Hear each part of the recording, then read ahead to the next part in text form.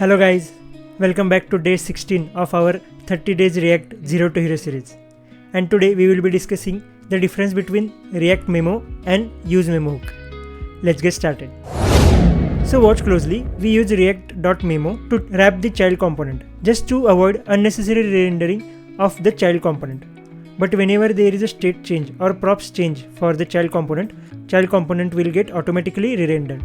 Whereas useMemo hook is used to memorize the result of any function just to avoid the unnecessary execution of that function.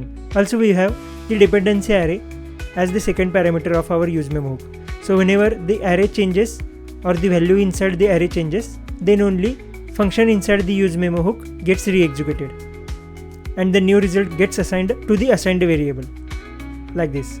So both useMemo and the React.memo are used to improve the performance of our application just to avoid unnecessary rendering of our application. So do we use it everywhere? For every function, for every child component? The answer is no. So let us say there is one case where the props of the child components are getting updated frequently. So in that case, writing the React.memo and checking every time that props are changing or not is an unnecessary work. So in such a case where the props are updating frequently, we should not use this React.memo hook. Otherwise we can use it.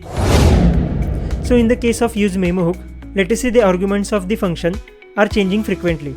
So in that case, using the useMemo and checking the arguments every time is unnecessary work. So in such case where arguments are changing frequently, we should not use useMemo hook. Otherwise we can use it. So even though React.memo and useMemo hook are used for performance optimization, you should use it very carefully. So this is the main difference between useMemo and React.memo. I hope you got the real difference between these two. And that's it for today's video guys. And I'll see you in the next one. Bye bye.